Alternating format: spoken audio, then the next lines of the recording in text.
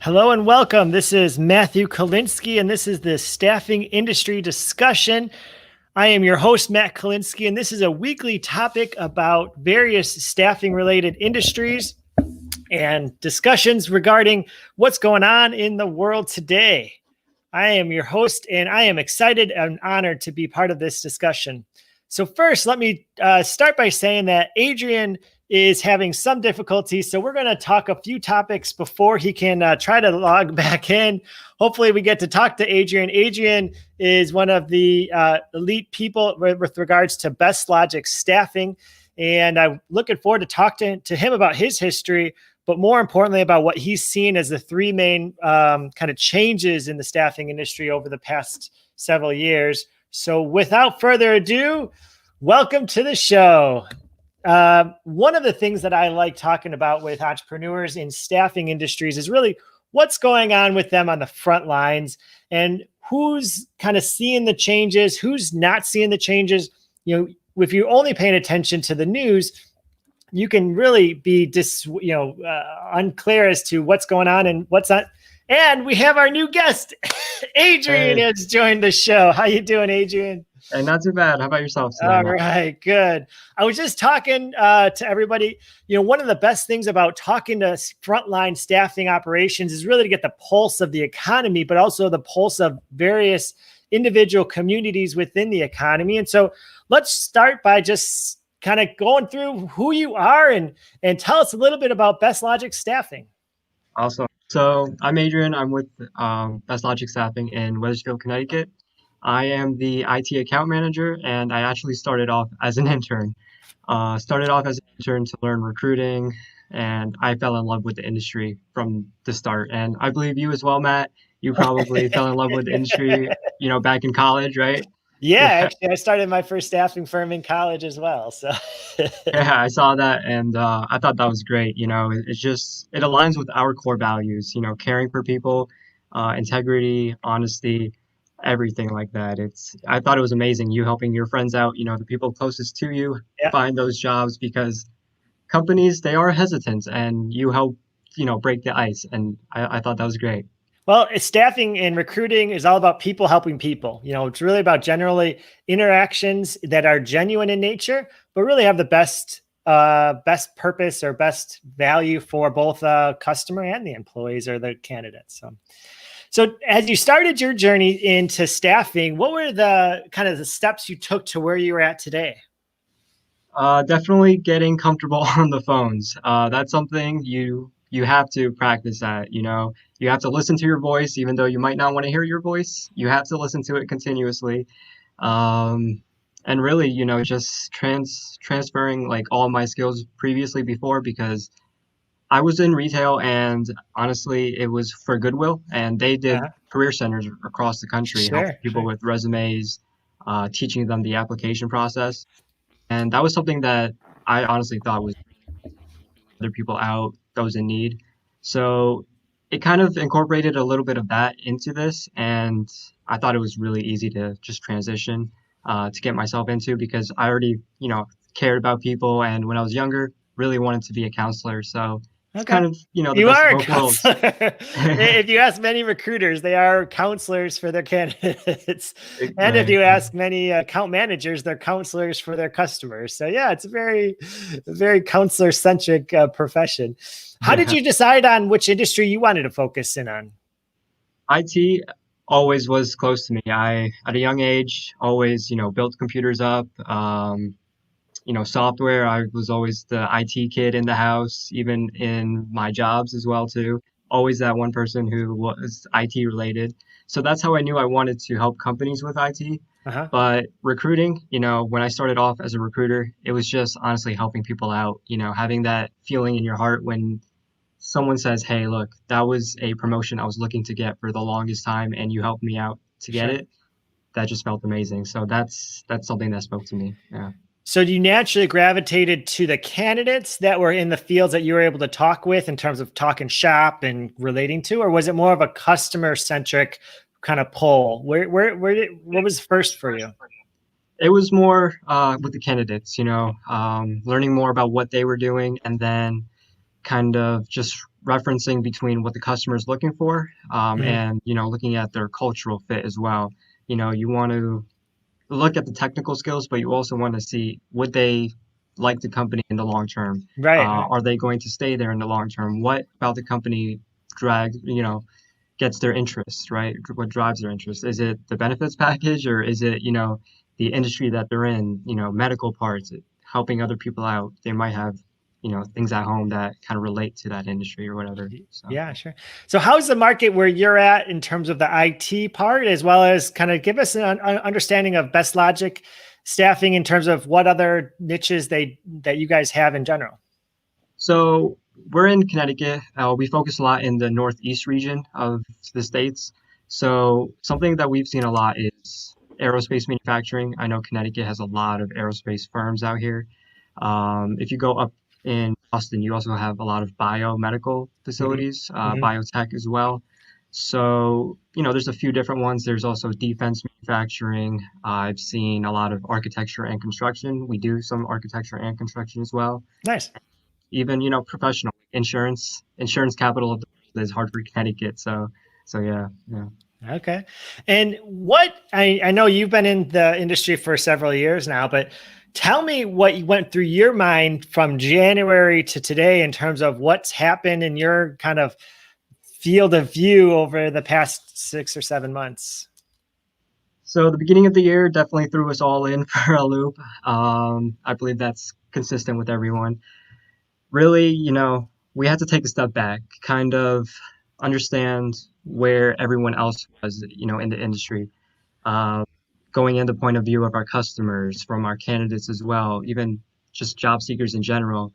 We had to take a step back and realize what challenges they were facing. Right. Anything like that, especially during that time, it was, a lot of people home. So for me as a recruiter, I just honestly kept in contact with a lot of people, making them feel, good and everything, because it was a hard time. So, you Right. know, it was a positivity. That's all you have to do. Stay positive. Yeah. Did Uh, you guys change in terms of how you're working on an internal team standpoint? Yes, we actually did. We went remote for the first half of, the quarantine lockdown situation. And when we came back, we were still CDC compliant, masks in the conference room, and then Yep. we stayed 6 feet apart, everything Yeah. like, yeah. Something I've noticed a lot of were Zoom interviews, Yeah. especially, Yeah. yeah, yeah, Zoom interviews. And It we're was gonna already get, headed. yeah, we're gonna get into your top three, kind of overall scales that we're gonna talk a little bit more in deep depth about that. But yeah, Zoom kind of popped out of nowhere. I know my team was on Zoom probably 4 hours a day. Yeah, it was honestly, it was really good, especially for morning huddles, just understanding what needs to be done in the day, kind of going over the previous day, what we noticed about the Yeah. industry, were there a surge of candidates applying at a certain time, or, just stuff like that. It was interesting because not a lot of people were applying Right. until you got to June or, Yep. July, and you started seeing the surge. Yeah, I'm going to try to share my screen. Did you see the ASA news briefs this morning? I did not know. Okay. It was a cool article. I'm going to try to bring it up and share it real quick. Give me 1 second. But it's talking about industry trends over the past, Q2 and Q3. And I know this is not meant to be scary, but I think every staffing and recruitment firm will agree. We're talking about Q2. And the big thing I took away from this is that the 33.6% in Q2 of 2020 compared to 2019. So it was a reduction in the temporary staffing for Q2 by 33%. And so now if you put it in perspective of the framework, I think now we can talk about, as a company, and not you specifically, but in general, staffing firms throughout the country, I think people are going to be reassured a little bit by this if you're a staffing firm owner, and you might get a little afraid, but if you're going to compare yourself to a national decrease of 33%, maybe a 40% decline isn't the worst thing in the world, because the whole country was at a 33% decrease in staffing.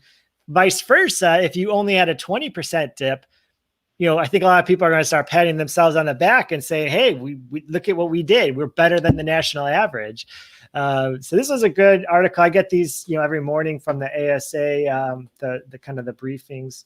The other thing that came in today's email was the unemployment rate, which have you guys been feeling that over the last 2 weeks that you've seen more kind of movement in terms of applications and open orders? Oh yeah, especially open orders. Yeah.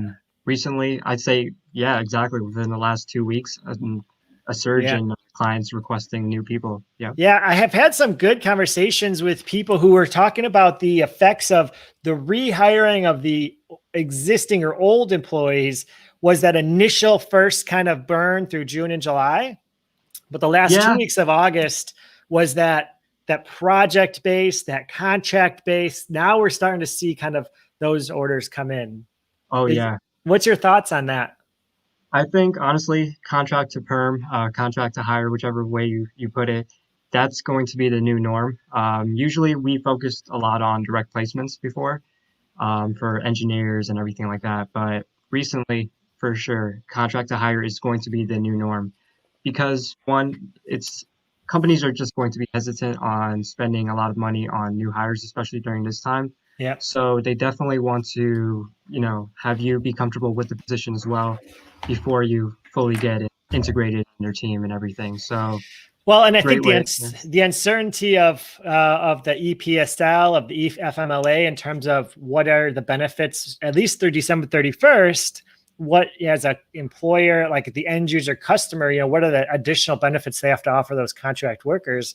It's tough. And the uncertain, I think, is great. Like you mentioned, for contract to perm, get the workers in the door, let them perform. And in January, February, March, let's talk about hiring them on full time. Exactly. Yeah. Yeah. Now, how much interaction do you have with the customer versus the recruiting side? Are you more of a 50-50 full desk, or do you focus on the customer aspect? So we're in the middle of transitioning me into a full desk recruiting position. Okay. So I'll be handling both the client and the candidates. I think those are the best guys in the market right here. Really. I think it's amazing because one, you know what the customer is looking for, and then you can Yeah. translate that right over to the candidate. And Yeah. yeah, yeah. Now it's So, gonna, you can't maybe work on 100 customers or whatever your experience, oh yeah, but you yeah. have to cut back on the number of customers you're working with. But I think you give a better value from a customer standpoint. So that's Oh good. yeah. You want to advise your customer. You want to be their partner, not, it's not a transaction. It's not a Yeah. transaction industry. It's all about that connection, like you mentioned before. Yeah. Yeah. Yeah. So let's go ahead. I'm really excited about talking about the three major evolutions of the staffing industry over the past several months. I'm going to share my screen and take notes for everybody as we go through the talk points.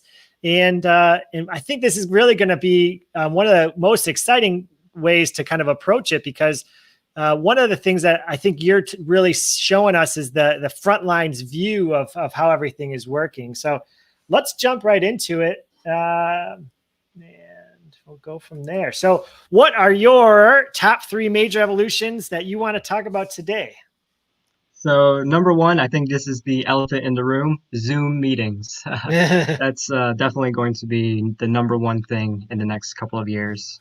It was already headed in that direction, but I think this whole pandemic lockdown situation was an accelerant to leading to video.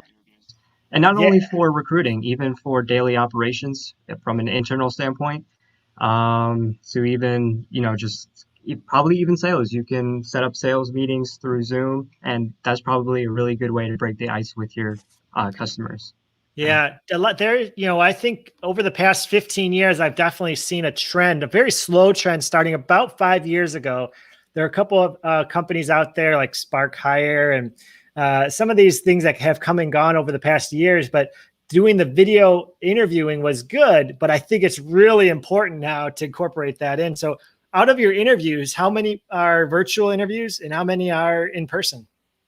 So I'd say we had about two this week that were in on through Zoom, and it's actually pretty interesting because even the format of interviewing's changing a bit. Uh-huh. For example, the candidate, he had a presentation to show the customer, which is something you don't really Really? see. Yeah, you don't see that a lot, which That is I very thought cool. was it was pretty cool.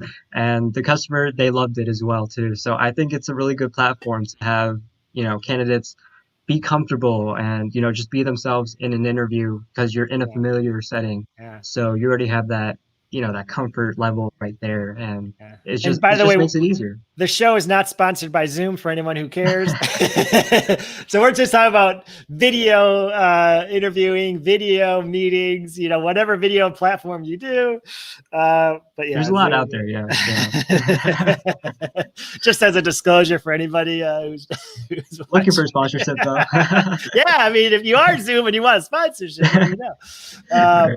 Now, from a internal interviewing perspective, are you guys scheduling off like every half hour? You're interviewing candidates on your side, or using the platforms, or how are you doing it from your side in terms of kind of timing and making sure they get the link and everything like that?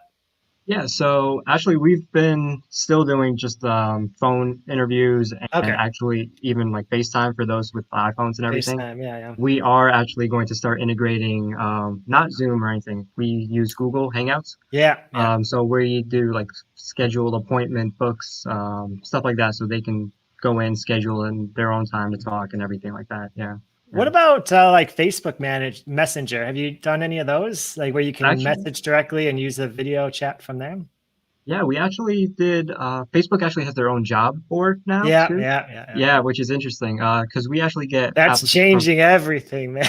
Oh yeah, oh yeah, yeah. Applicants there. It's everyone uses Facebook, so you get a lot of different applicants, even ones you don't see normally on other job boards. Right. So that really is changing the industry. And we do answer questions through like Messenger through Facebook when they apply. Cool. That's kind of like the intake session using Facebook Messenger. Yeah, yeah. Does your applicant tracking software integrate with that when it comes to job postings? Oh yeah, yeah. So one job in the applicant tracking system you can put onto a Yeah. few Good. different job boards. Yeah. All right. And do you think, based on your customer interactions, is this something that's going to stay around for a while in terms of the video interviewing with the end user customer? Do you think it's going to stay till the end of the year? Do you think it's going to go into 2021? I think it's going to become the new industrial norm, to be honest with you. Yeah. Yeah. It's definitely more efficient. And my whole life model is efficient, effective. So it's both Exactly. efficient Yeah. and effective. I love the PowerPoint, man. That's impressive. But you never really know, if the mic is going to work or if your connection's going to work, right, Oh, Adrian? honestly. Yeah. Yeah. So, always allow yourself 15 minutes in advance. Same rules apply to a video interview. Yeah. Yeah, exactly. A podcast interview, right, Adrian? Yeah, exactly. Number 2, what's your thoughts? Remote working. Talk about Rem- it. Yeah, so remote working, that's something even I've been seeing a lot of recently as well. That's always going to be one of the negotiating factors for a job. Will I have a few days to work at home? Especially nowadays with kids who are going, through schooling online. Yep. Parents are now teachers, to be honest with you. So, Yeah. yeah, I always think my parents, I've always been teachers in my life, but I think they're more academic teachers now. now, yeah, exactly, classroom teachers and everything. So, y- yeah, working remotely definitely would help those parents out, Yeah. especially crunching those times together, going to the office versus, hey, look, I have my kids at home today. I'll take today off or work from home today so I Yeah. can, teach him and then do my Yeah. thing. So that's important. Yeah. The challenge with that is really kind of managing. I know there's a whole bunch of papers out there now about how to manage employees who are remote working. And I think that's going to be something that's going to be, a big business in terms of teaching businesses how to convert to that component. But I think it really comes down to kind of making sure that there's ways to assess workers in a very, quantitative basis, meaning project deadlines. Are you meeting all the expectations that are written out for you? But more importantly, I think it's going to be more of, demonstration of that willingness to kind of put in the extra time to show that the projects are getting done in a better fashion. I think all businesses ultimately want a better product, better service, better customer service, better recruiting, whatever it is that you're doing or selling. If remote workers can outperform, then I think they're going to stay. I think one of the things we learned from 2016 to 2019 was that productivity started to go down with the remote workers. So we saw a lot of businesses actually just recently move back into the office in July of 2019, only to go back in out of the office Exactly. in January 2020. So we'll see. What do you Yeah, and think remote. Oh yeah, sorry. about contract labor and remote workers? So contract working, that definitely will be something that a lot of employers are going to look at more now, just because of the industry and uncertainty of the future, with everything and how it's going to play out. Definitely contract work is a top priority, I'd say, because one, you get a chance to prove yourself before you work full time with the customer, or you go in forever, so to speak. Yeah. So I think it's a good way for both candidates and the customer, see if it's a good fit on both angles and go from there. Yeah. Yeah. I think one of the things that some of our staffing firms that we work with have experienced is that when you have part or a portion of your workforce that can telework, it almost is another diversification of your risk in terms of a business ownership and growth. You always hear about the people talking about business strategy and risk mitigation when it comes to diversifying your customers, no more than 25% revenue or 20% revenue from any one customer, diversify your industry if you want to, or double down and double niche it. But I think the third component of this is how much of your workforce could work from home if needed and how much couldn't. And I think that's really going to be a new diversity marker when it comes to risk of customer acquisition, customer growth, and overall, whenever the next pandemic comes. I think that's going to be important. Yeah. Oh yeah. Do you guys have any teleworkers right now that are on contract assignments that you I do know not of? think Yeah. so. No, no. Yeah, it's interesting because it's kind of like that borderline of when do they become a worker in how, they're always going to be remote, but then one day their paycheck changes, who knows how that's going Oh to yeah. transition. But Yeah. all right, number 3, talk about those lower level positions. What's your thoughts on those? So lower level positions are actually harder to fill now. Before, it used to be really easy. It was more of a candidates market back in 2019, beginning of 2020. Now I'm starting to see that it's more of an employer's market. So even, with this stimulus check and everything, it's harder to fill those lower level positions, just because they're making what, 15 to $18 an hour.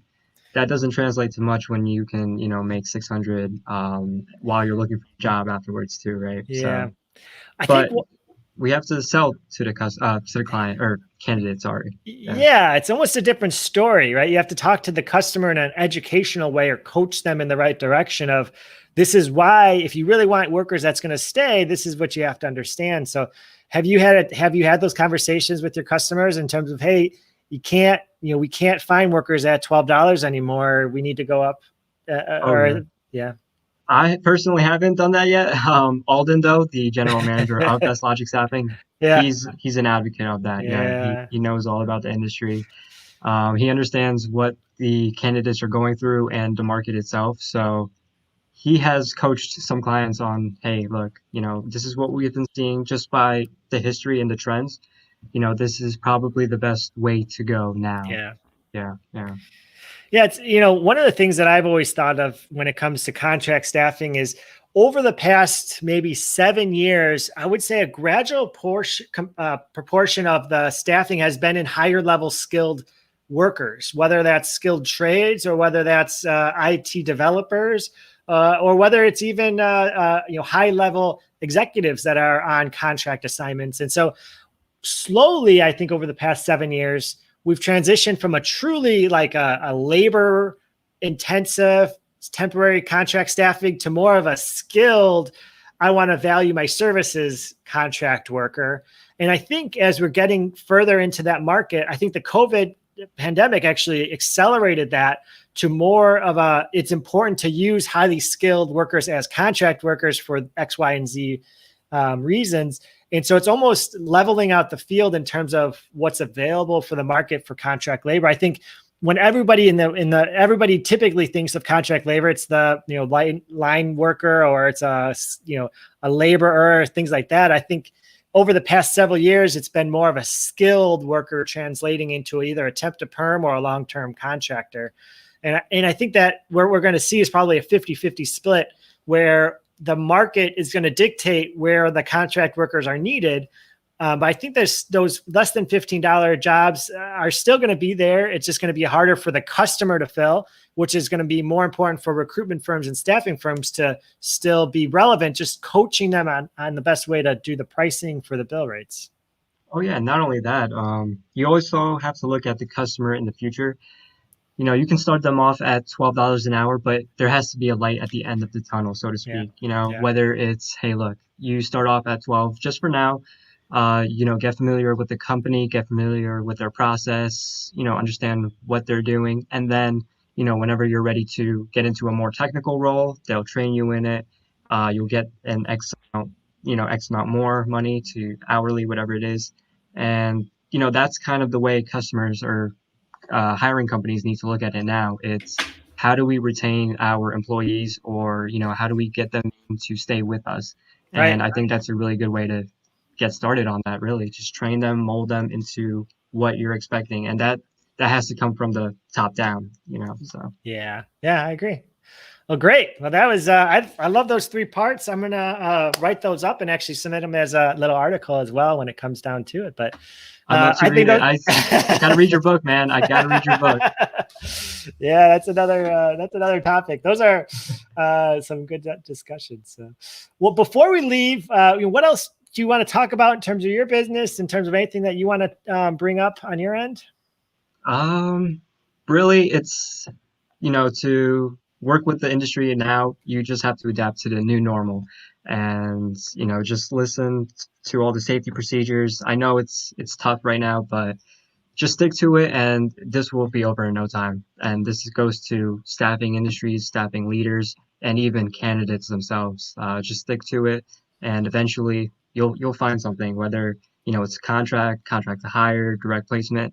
You never know, especially with contract. I've seen people go in for a contract and they got hired directly with the company. So you just have to keep a positive attitude, and good will happen, you know? And I just pulled up your website, Bestlogic Staff, or your company's website, Bestlogic Staffing, and bestlogicstaffing.com. And these are all your social media followers. So you can just go to the web page and find it. Do you write any blogs for your page, or you have somebody else write them?